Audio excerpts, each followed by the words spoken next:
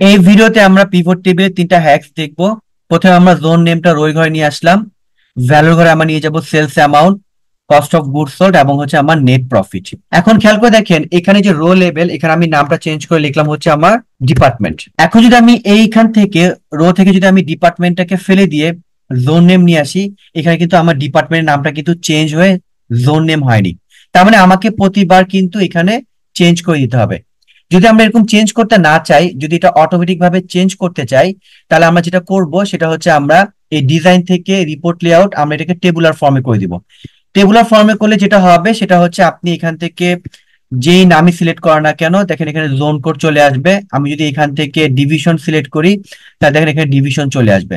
তার মানে আপনি এখান থেকে যে ফিল্ড সিলেক্ট করবেন ঠিক তার নামটা চলে আসবে। সেকেন্ড আমরা যেটা দেখবো, ফর এক্সাম্পল আমরা এই জোন নেমটা ফিল্টারে ঘরে নিয়ে গেলাম এবং জোন কোডটা হচ্ছে আমার ফিল্টারে ঘরে নিয়ে গেলাম। এখান থেকে যদি আমি এখন রাইট বাটন ক্লিক করি, এখান থেকে আমরা পিভট টেবিল অপশনে যাব।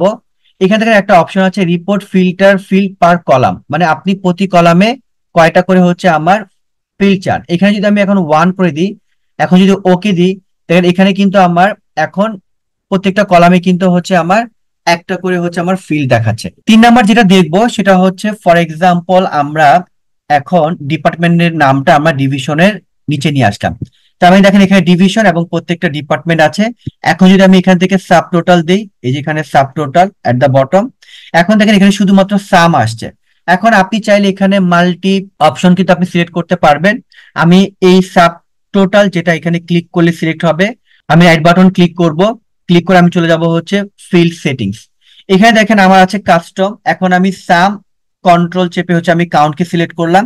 এখন যদি আমি ওকে দেই, দেখেন এখানে কিন্তু আমার সাম এবং কাউন্ট দুইটা কিন্তু আমার হচ্ছে অপশন কিন্তু চলে আসছে। তো এই ভিডিও এতটুকুই ছিল, ধন্যবাদ।